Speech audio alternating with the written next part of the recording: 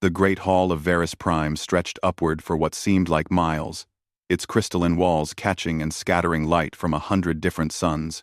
Representatives from across the galaxy filled the massive space, their varied forms a testament to the diversity of intelligent life. Some floated in containment fields, others stood on multiple legs, and a few existed as pure energy within specialized vessels. Commander Tae-hyun stood at the speaking platform, his human form looking small and fragile compared to the assembled delegates. He wore the formal uniform of the Terran Diplomatic Corps, its blue and silver colors bright under the hall's illumination. Behind him, a holographic display showed tactical data and military projections that had taken Earth's best analysts months to compile. "Honorable delegates," Tae-hyun began, his voice amplified across the chamber. "The Crithian Dominion has conquered 12 sectors in less than 3 years. Their advance shows no signs of stopping. Earth has studied their tactics and strategies.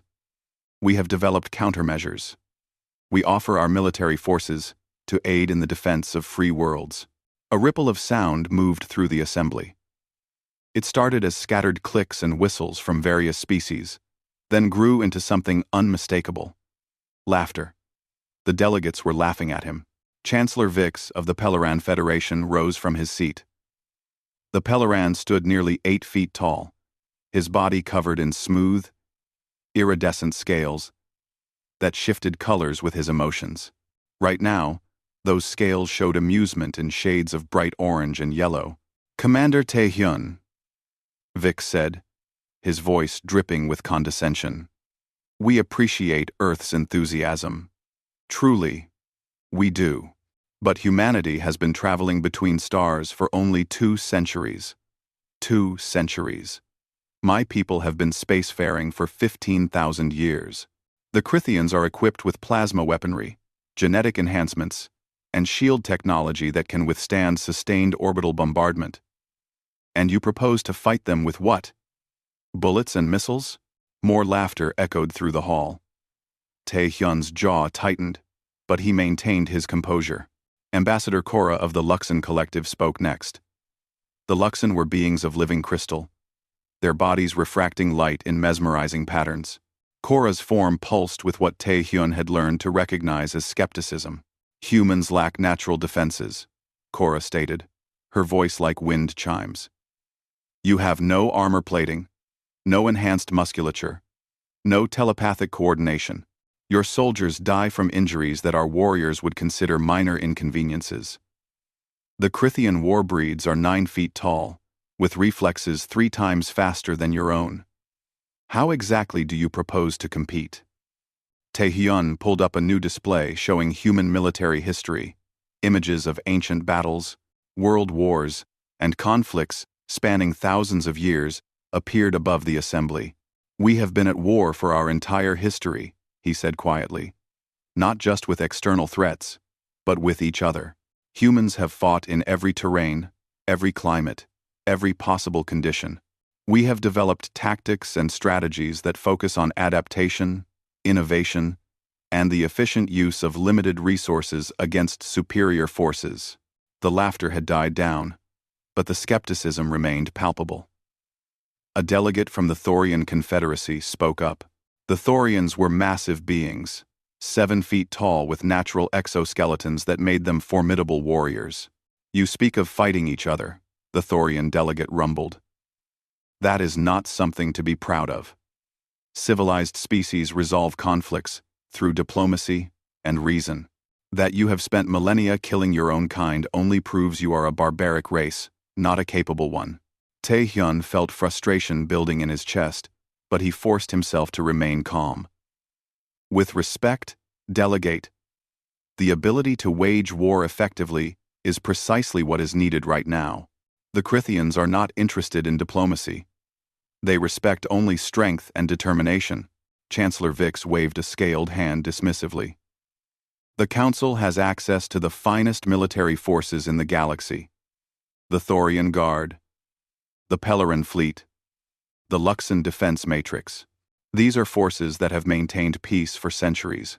If we cannot stop the Crithians with these resources, what makes you think a species that still uses chemical propulsion for personal weapons could make a difference. The vote was called. The proposal to accept human military assistance was rejected by an overwhelming margin. 347 delegates voted against it. Only 12 voted in favor. 31 abstained. As the session concluded and delegates began filing out of the hall, Tae-hyun gathered his data and prepared to leave. He had expected this outcome, but it still stung. Earth had spent enormous resources preparing for this opportunity, and it had been dismissed out of hand. Commander Tae-hyun. He turned to find a female delegate approaching him. She was humanoid in appearance, with bronze skin and distinctive facial markings that identified her as one of the remnant world's delegates. Her name was Ji-woo, and she represented a cluster of systems that had recently suffered devastating losses to the Krithian advance. Ambassador, Tae-hyun acknowledged, giving a slight bow. Ji-woo looked around to ensure they had relative privacy before speaking. My homeworld was attacked 6 months ago. The Krithians came with 30 warships and 10,000 troops. We had planetary defenses, trained soldiers, and advanced weaponry. We held for 4 days before our defenses collapsed. Half my planet's population is now under Krithian occupation. Tae-hyun nodded sympathetically. I'm sorry for your loss. Don't be sorry, Ji-woo said, her voice intense. This isn't just political posturing or an attempt to gain influence in the council. Tae-hyun met her eyes directly. I believe we have something the rest of the galaxy has forgotten. You've all been at peace for so long that you've forgotten what real war looks like. War isn't about who has the biggest weapons or the strongest soldiers. It's about who wants to win more. It's about who is willing to do whatever it takes to survive. Ji-woo studied him for a long moment. The council thinks humans are weak because you lack natural advantages. They don't understand that sometimes the most dangerous predator is the one that has nothing to lose and everything to prove. Exactly, Tae-hyun said.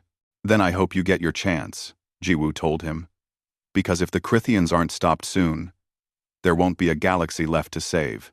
Desperation has a way of making even the proudest species reconsider their prejudices. She walked away, leaving Tae-hyun alone in the now empty hall. He looked up at the crystalline ceiling, thinking about Earth and the soldiers, waiting there for orders that might never come. They were ready. They were trained.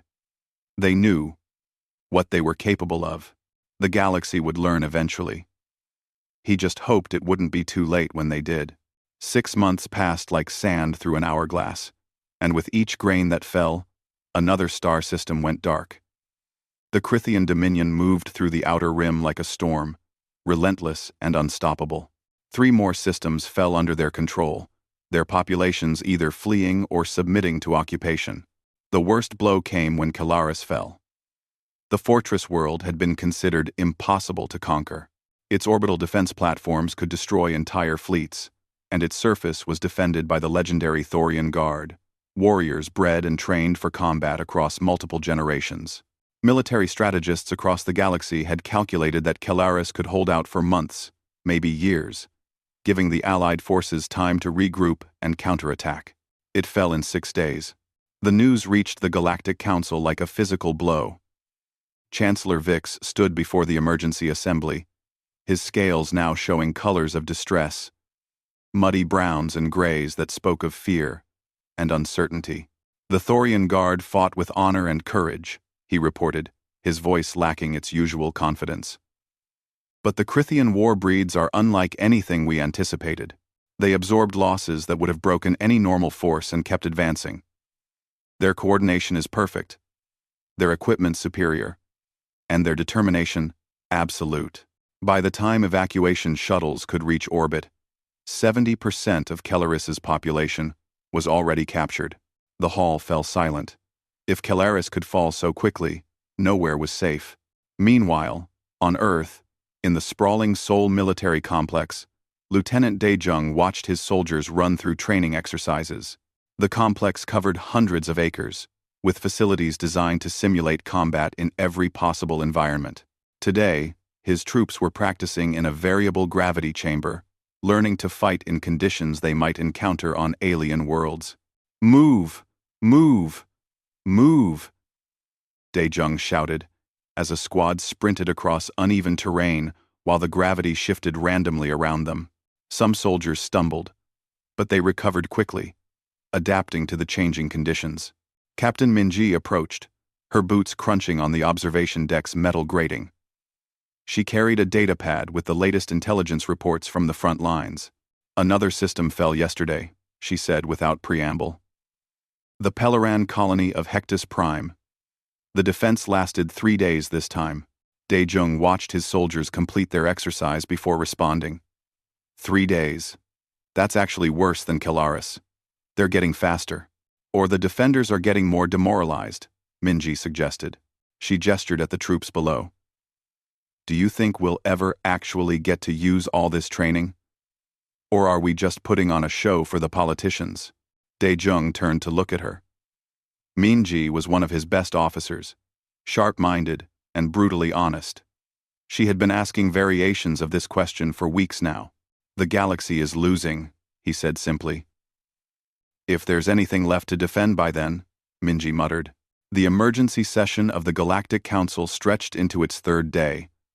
Delegates argued, proposed strategies, and watched them get dismantled by reality. Every plan seemed to assume resources they no longer had, or time they couldn't spare. The Peleran Federation proposed negotiated peace. Chancellor Vix stood before the assembly, his scales now showing resignation in pale blues and whites. "We must face facts," Vix said. "Our combined military forces have been reduced by 40%. We are losing ships faster than we can build them, and soldiers faster than we can train them. The Crithians have made their demands clear. If we cede the disputed territories in the Outer Rim, they will halt their advance. We can save billions of lives by accepting these terms." 8:14:14. A roar of protest erupted from multiple delegations. The idea of surrender was unthinkable to many, but Vix's words carried weight. How many more worlds would fall? How many more lives would be lost in a war they seemed incapable of winning? It was Ji Woo who rose to speak, her voice cutting through the chaos. 6 months ago, a representative from Earth stood in this hall and offered assistance. We laughed at him. We dismissed humanity as primitive and weak. I wonder, honored delegates, if our pride has become more important than our survival? The hall fell silent. Many delegates shifted uncomfortably. "The humans offered to help us," Ji Woo continued. "Perhaps it is time we set aside our prejudices and accept that offer. What do we have to lose at this point? If they fail, we are no worse off than we are now. But if they succeed, even partially, it might buy us the time we need." Chancellor Vix's scales flickered with conflicting colors. "Ambassador Ji Woo, you cannot seriously suggest we entrust our defense to a species that fights with kinetic weapons and has no experience in interstellar warfare. I suggest we are drowning and someone has offered us a rope." Ji Woo shot back. "Whether that rope is made of advanced polymers or simple hemp matters very little when you're underwater." The debate raged for hours. Finally, a vote was called. The motion to formally request human military assistance passed by the narrowest of margins. Many delegates abstained, unwilling to support the measure, but too afraid to vote against it. The conditions were humiliating. Humans would serve as auxiliary forces under alien command. They would not lead operations. Their involvement would be limited and experimental. When the formal request reached Earth's government, it came with all these restrictions clearly spelled out. The President of Earth read through the document with her military advisors gathered around her. "They're offering us table scraps," one advisor said angrily. "They want us to fight and die under their command, with no authority to make our own decisions." The President was quiet for a long moment.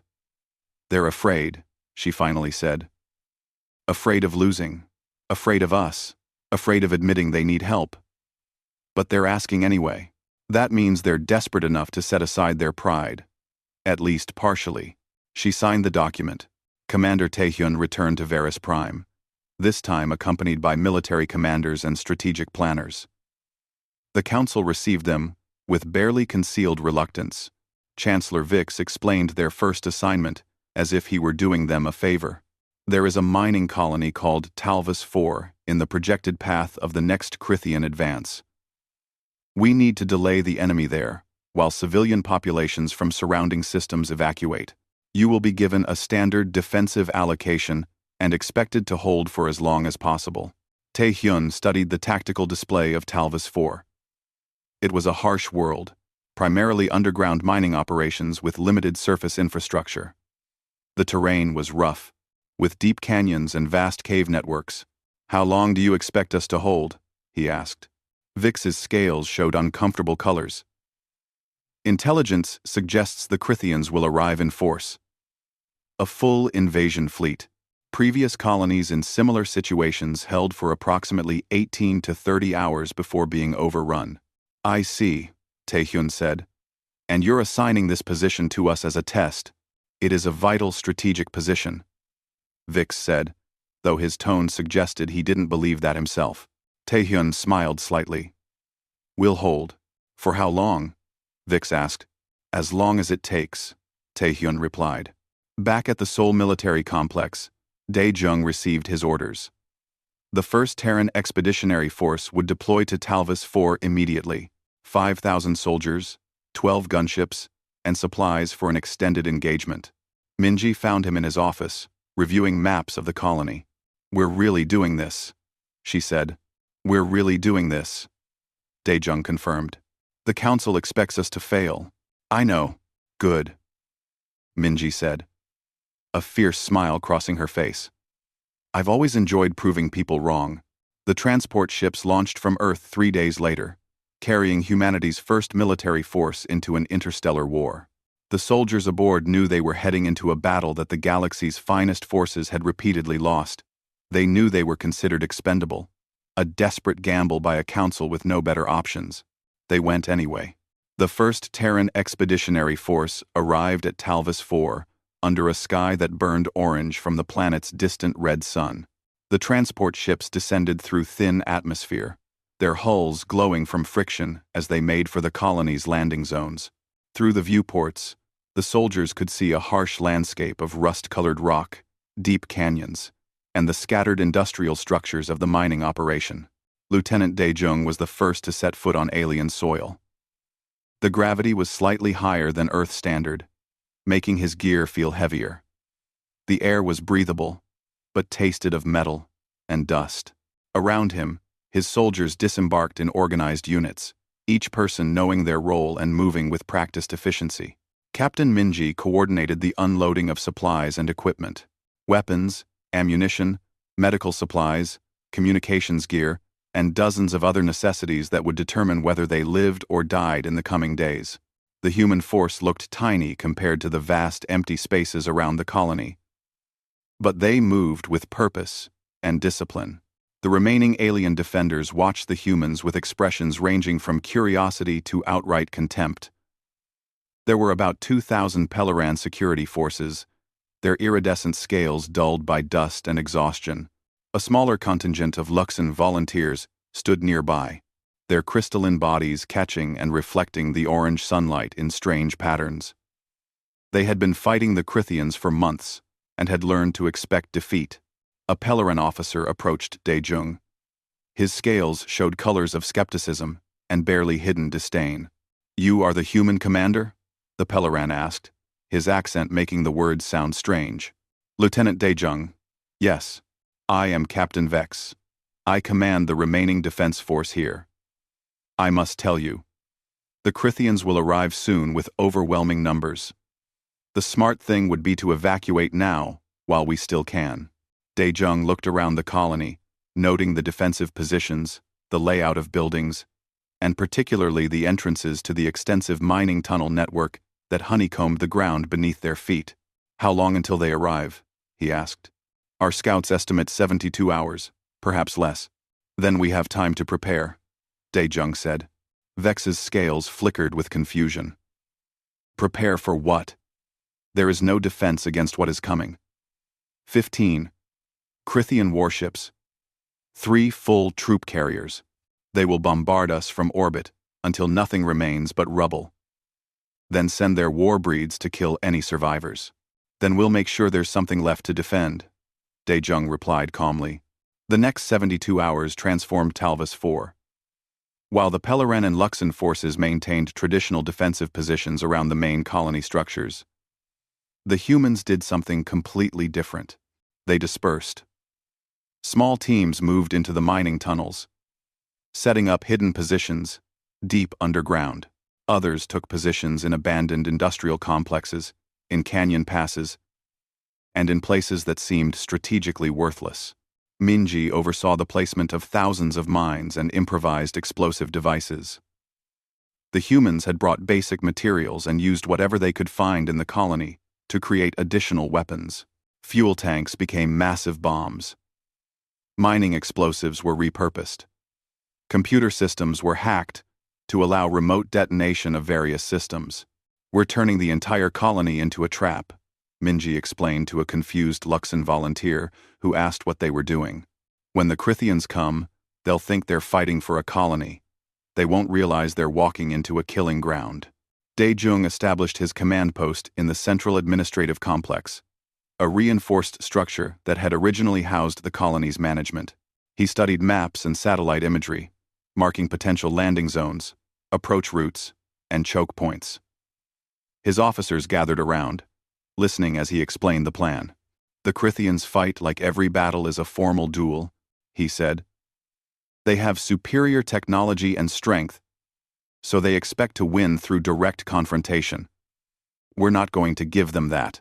We're going to make them fight for every meter, make them question every corner, and make them pay in blood for every step forward. That's not how wars are fought in the galaxy, Captain Vex said, having joined the meeting. There are rules, protocols. Warfare between civilized species follows certain standards. Dae-jung looked at him directly. Captain Vex, with all respect, your civilized warfare is losing. We fight to win. There's a difference. The Krithian fleet emerged from hyperspace exactly 71 hours after the humans had landed. Their ships were massive and imposing. Dark metal hulls, bristling with weapons. They moved into orbit with confidence bordering on arrogance. The orbital bombardment began without warning. Lance beams of superheated plasma rained down from the sky, cratering the landscape and turning defensive positions into molten slag.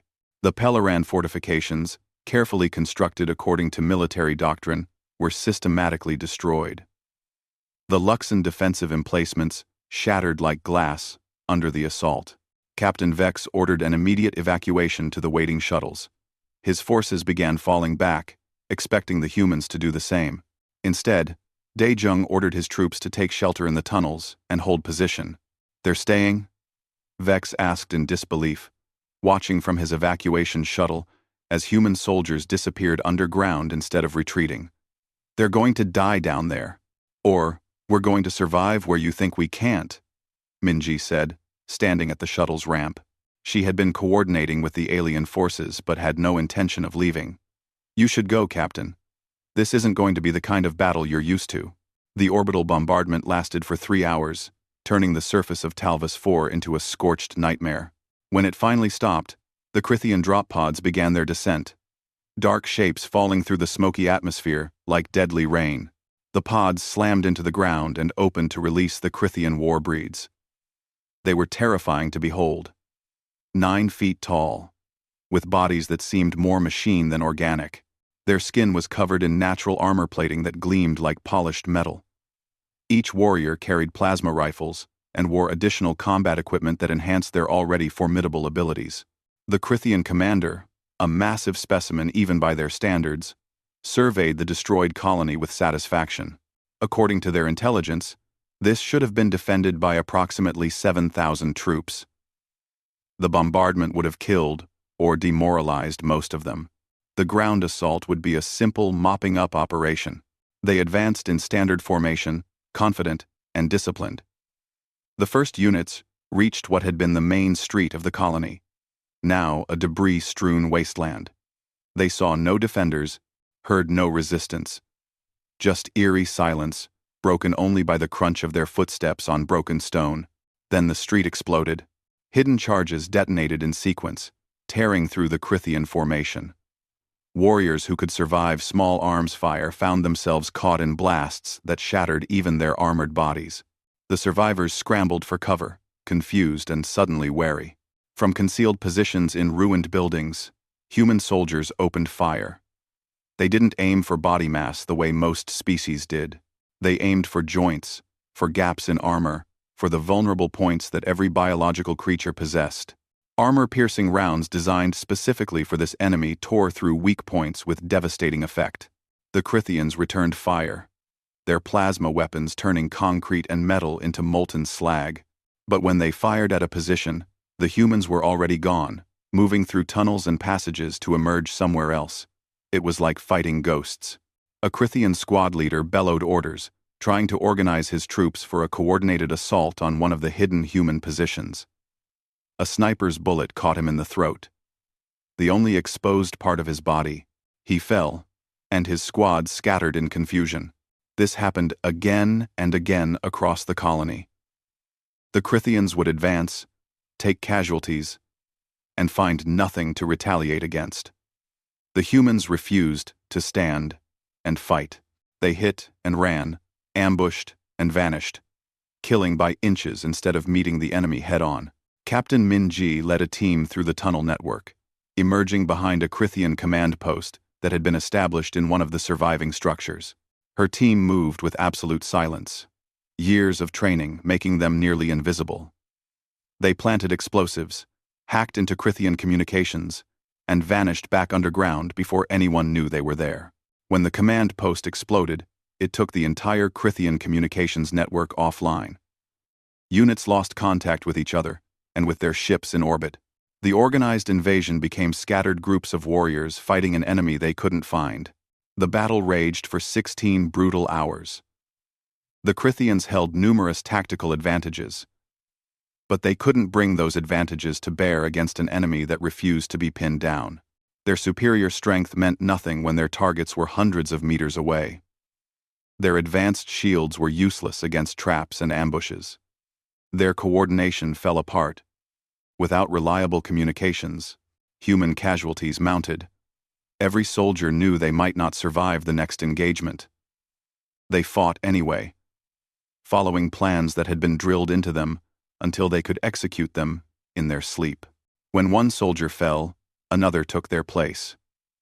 The line held not because of superior technology or physical strength, but because of sheer determination and tactical flexibility. When Crythian reinforcements arrived 18 hours into the battle, expecting to assist in the final stages of an easy victory, they found the colony still contested. Their forces had taken horrific casualties. The cost of taking Talvas IV had become unacceptable. For the first time in the entire war, the Crythians withdrew before achieving their objective. Their ships left orbit, carrying the survivors of a battle that should have been simple. In the ruins of the colony, Dae-jung stood among his exhausted soldiers. They had held. The news of Talvas IV spread across the galaxy faster than any ship could travel. Communications networks buzzed with reports, analysis, and most of all, disbelief. The Crythian Dominion had withdrawn from a battle. It seemed impossible, yet the evidence was undeniable. The Galactic Council convened an emergency session, the hall filled with delegates who could barely contain their shock and confusion. Holographic displays showed combat footage recovered from the battle, transmitted by satellites and recording devices that had survived the fighting. Chancellor Vic stood at the central podium, his scales shifting through colors that spoke of deep uncertainty. Around him, delegates from hundreds of species watched footage of human soldiers executing tactics that seemed obvious in hindsight, but revolutionary in practice. They used the terrain, a Thorian military analyst explained, highlighting portions of the footage. They turned the entire colony into a weapon. Every building, every tunnel, every piece of debris became part of their defensive strategy. The Crythians never fought an enemy that refused to meet them in open battle. A Luxan delegate voiced what many were thinking. But this is not honorable warfare. They hid, they ambushed, they struck from concealment. This is not how civilized species conduct military operations. Ambassador Hyun-soo, Earth's representative to the Council, and Tae-hyun's successor in this role, rose to speak. She was a woman in her 50s, with silver hair and eyes that had seen much in her career. She had been chosen specifically because she could speak to the council with both authority and understanding. "Honorable Delegate," Hyun-soo said calmly, "let me ask you a question. When your worlds fall to the Krithians, when your people are enslaved or killed, does it matter whether you lost honorably?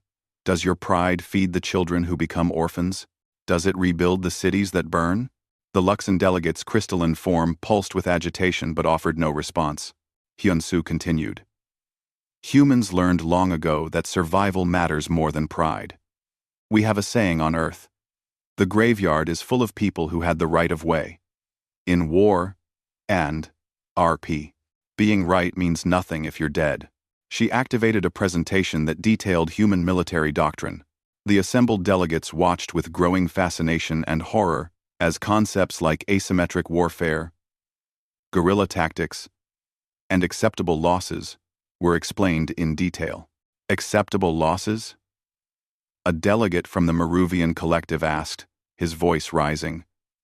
"You mean you deliberately send soldiers into situations where they might die?" Every soldier who enters battle might die," Hyun-soo replied. "We simply acknowledge this reality and plan accordingly. Our soldiers understand the risks. They volunteer anyway. That's what courage means, doing what must be done despite the fear." The council chamber fell silent as the implications sank in. These humans not only fought differently, they thought differently about war itself. They had maintained a warrior culture through millennia of peace and conflict, never forgetting the hard lessons learned from their own violent history. A Thorian delegate, a scarred veteran who had fought in the early days of the Krithian War, spoke up. "I have reviewed the combat footage extensively. The human tactics are effective precisely because they are unexpected. The Krithians have been fighting opponents who use our standard military doctrines. They have learned to counter our strategies, but these human methods are completely outside their experience." Chancellor Vix's scales showed colors of reluctant acceptance. The council must decide how to proceed. Do we expand human involvement in the war effort, or do we treat Talvis 4 as an isolated incident? The debate raged for hours. Some delegates argued that human methods were barbaric and should not be adopted by civilized species. Others pointed out that civilization meant nothing if they all died maintaining their principles. Eventually, a compromise was reached. Earth would be granted a more significant role in the war effort, but with oversight and integration with Allied forces. Dae-jung was promoted to general and given command of a combined task force that mixed human soldiers with troops from other species. The goal was to train Allied forces in human tactics, while learning from alien expertise in technology and logistics. The first joint training exercises were difficult. Pelleran soldiers struggled with the concept of fighting from concealment. Their culture valued direct confrontation and visible displays of strength. The idea of hiding and ambushing felt wrong to them on a fundamental level. Lieutenant Soo-jin, one of Dae-jung's training officers, worked with a Pelleran squad in a simulated urban environment. The Pellerans kept trying to advance in formation down the main street, making themselves obvious targets. "You need to use the buildings," Soo-jin explained for the 10th time. "Move through structures, use alleys, stay out of sight until you're ready to engage." "But the enemy will not know we are there," the Pelleran squad leader protested. "How can we demonstrate our strength if we hide?" "The enemy will know you're there when you kill them," Soo-jin replied. "That's the only demonstration that matters." It took weeks. But slowly, the alien soldiers began to understand. They learned to think like hunters rather than heroes. They learned that surviving to fight another day was more valuable than dying gloriously. Most importantly, they learned that winning was not about following rules but about adapting to circumstances. Captain Minji, now promoted to major, worked with Luxon forces on demolitions and trap setting. The crystalline beings had never considered using their environment as a weapon. Their natural telepathic abilities had always been their primary advantage in combat. "Your telepathy is powerful," Minji acknowledged during one training session.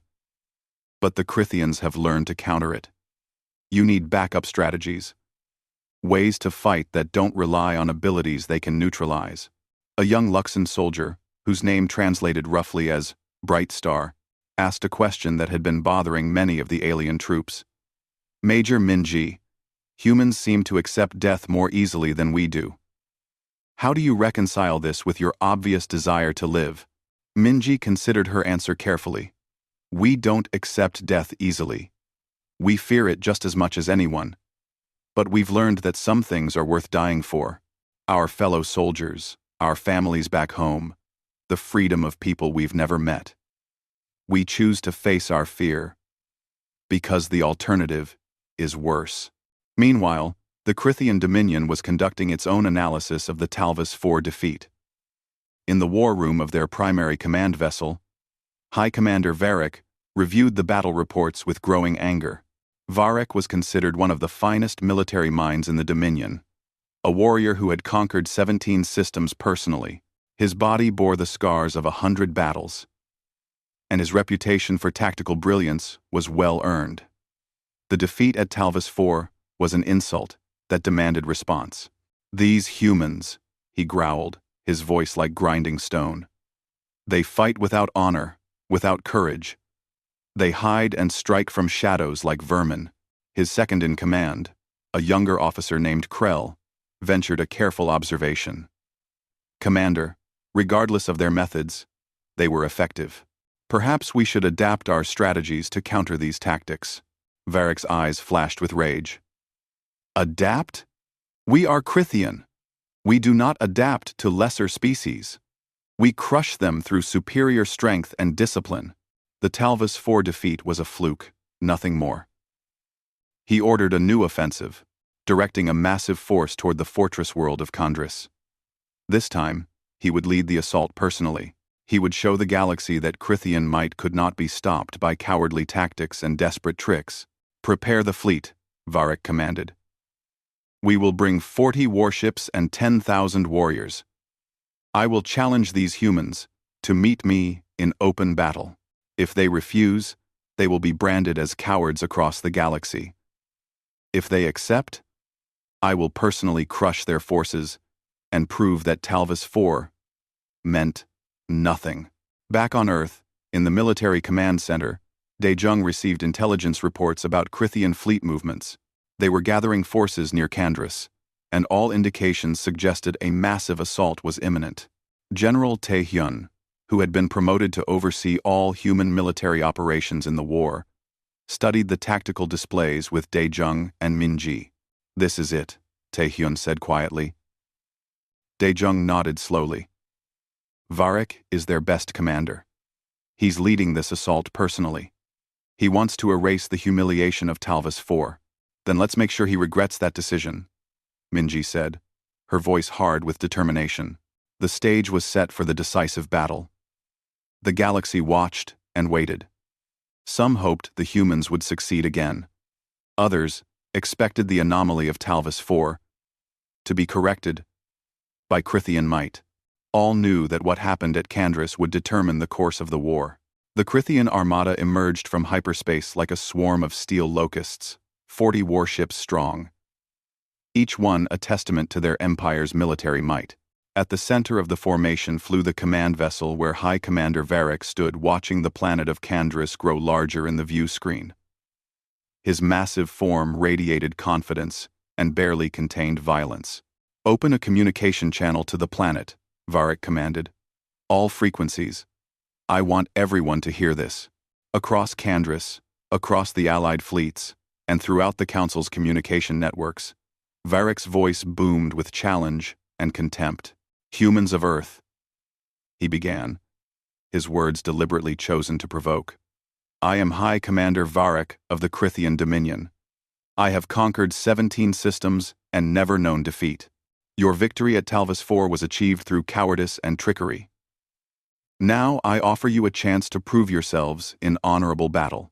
Meet my forces on the field, warrior to warrior, and show the galaxy whether you are soldiers or merely rats hiding in walls. Refuse, and you will be remembered as the species too afraid to fight. In the command center on Kandris, General Daejong listened to the challenge with Major Minji and several allied commanders standing nearby. The Peleran and Luxon officers looked concerned. This was exactly the kind of formal challenge their cultures respected. To refuse would indeed be seen as cowardice by many in the galaxy. He's trying to force us into fighting his way, Minji observed. Into the kind of battle where his advantages matter most. I know, Daejong said calmly. He activated the communication system. This is General Daejong, of the Terran Defense Forces. High Commander Varek, we accept your challenge. We will meet you on Kandris. Come and test yourself against humanity. The Allied officers looked shocked. Accepting such a challenge seemed like suicide. Even the most optimistic military analysts gave the humans poor odds in a conventional engagement against Krithian forces, but Daejong had not finished speaking. However, Commander Varek, I must inform you. We will fight on our terms, not yours, if you truly wish to face us. Then come and learn what human warfare means. Quote, Varek's laughter echoed through the communication channels. Your terms mean nothing, human. War is war. Strength defeats weakness. Technology defeats primitiveness. Discipline defeats desperation. These are universal truths. Ack, id not for. Then come and prove it. Daejong replied, and closed the channel. The next 48 hours saw frantic preparation across Kandris. The planet's primary continent was home to sprawling urban centers, connected by industrial zones, and surrounded by rugged wilderness. Daejong concentrated his forces here, fortifying positions in ways that made the Allied commanders nervous. You're putting too many forces in one area, a Thorian general protested. This concentrates your troops and makes them vulnerable to orbital bombardment. Varek won't bombard from orbit, Daejong replied confidently. He challenged us to battle. His honor code requires him to prove Krithian superiority on the ground. He needs to win in personal combat to erase the shame of Talvis IV. You're gambling everything on a psychological assessment, the Thorian said. Welcome to human warfare, Minji said with a slight smile. We spend as much time thinking about what the enemy wants as what they're capable of doing. Varek's invasion began exactly as predicted. The Krithian drop pods descended in massive waves, thousands of armored warriors, landing in textbook military formation. They established secure landing zones, deployed heavy weapons, and advanced in coordinated groups toward the human positions. For the first 12 hours, the battle looked conventional. Human and allied forces exchanged fire with Krithian troops across multiple fronts. Artillery dueled with enemy guns. Infantry skirmished in urban streets. Casualties mounted on both sides, but neither gained significant advantage. The Galactic Council watched the live feeds with growing anxiety. This was exactly the kind of battle they understood, and in this kind of battle, Krithian advantages in equipment and physical power would eventually tell. Several delegates wondered if the humans had made a fatal mistake by accepting Varek's challenge, but Daejong was executing a much deeper plan. The urban warfare on Kandris was a fixing operation, designed to keep Krithian attention focused on the visible battle, while the real operation unfolded elsewhere. Days before the battle began, teams of human special forces had infiltrated the vast underground cavern systems that honeycombed the continent. These weren't mining tunnels like on Talvis IV, but natural geological formations, some large enough to hide entire armies. The infiltration teams moved through these caves, emerging miles behind projected Krithian lines to establish hidden positions. Major Minji led one of these teams, her soldiers invisible in the darkness of caves that twisted through solid rock for hundreds of kilometers. They carried minimal equipment, moving silently through passages where one misstep could mean falling to their deaths. It took superhuman endurance and nerve, but these were skills humans had honed through millennia of conflict. Position Gamma Team here, Minji whispered, marking a location on her tactical map. Beta Team, you'll take the western supply route. Remember, we don't strike until Daejong gives the signal. Until then, were ghosts. While Varek's attention remained fixed on the conventional battle, human sabotage teams went to work. They identified Crithian supply lines, the routes by which ammunition, fuel, and reinforcements reached the front lines. They hacked into enemy communication networks using techniques developed by Earth's best cyber warfare specialists. They located and marked key officers for elimination. The Crithians never suspected. Why would they? The battle was going as expected. Their forces were slowly but surely pushing human positions back. Victory seemed inevitable, if costly. Then, on the third day of battle, everything changed. Supply convoys traveling through what should have been secure rear areas began exploding. Crithian officers coordinating the assault found their communications filled with false information and contradictory orders. Forward observation posts vanished without sending distress signals. Elite units sent to investigate these incidents simply disappeared into the wilderness. Varek watched his carefully orchestrated invasion begin to unravel. What is happening? He roared at his staff officers. How are they striking our rear areas? But the satellites couldn't see into the caves. They couldn't detect soldiers who moved through underground passages and emerged only long enough to strike before vanishing again. The humans had turned the entire continent into a three-dimensional battlefield where the Crithians' technological advantages meant little. "Commander," his second Krell reported urgently. "We've lost contact with Supply Group 7. Communications with Western Command are intermittent. And sir, we're receiving reports of human forces operating freely in sectors we cleared days ago." Varek's rage grew with each report. "This is not honorable warfare. This is not battle. They hide like insects. They're winning like soldiers," Krell said quietly, then immediately regretted his words. Varek turned on him, eyes blazing. "Assemble my personal guard. We will strike at the human command center directly. If these cowards won't fight properly, I will drag their general out and kill him myself." This was exactly what Dae-jung had been waiting for. Intelligence reports confirmed that Varek was leading his elite forces, 3,000 of his finest warriors, in a direct assault on the command center. The route they would take passed through a narrow valley that had been very carefully prepared. "All teams. This is Dae-jung. The target is moving into position. Stand by." Minji and her teams watched from concealed positions high above the valley floor. Below them, Varek's force moved through the pass with supreme confidence. These were the best warriors the Dominion possessed, veterans of countless campaigns, equipped with the finest weapons and armor. "It wouldn't be enough. Fire," Minji said quietly. The valley exploded. Tons of carefully placed explosives detonated in a sequence designed for maximum devastation. The blast was visible from orbit. A pillar of fire and debris that rose kilometers into the sky. Rock faces collapsed, burying warriors under millions of tons of stone. The shockwave alone killed hundreds. When the dust settled, Varek and 3,000 of his finest troops were simply gone, erased from existence by a trap that combined human ingenuity with the planet's own geology. The Crithian forces reeled from the loss of their commander. Units that had been advancing suddenly found themselves leaderless and confused. Human and allied forces pressed their advantage, attacking from unexpected directions, using the chaos to maximize damage. "All forces, advance," Dae-jung ordered. "Push them back to their landing zones. Don't give them time to reorganize." The battle turned into a rout. Crithian warriors, bred and trained to never retreat, found themselves falling back anyway. Their discipline crumbled without Varek's leadership. Their coordination collapsed as human cyber warfare teams maintained control of their communication networks.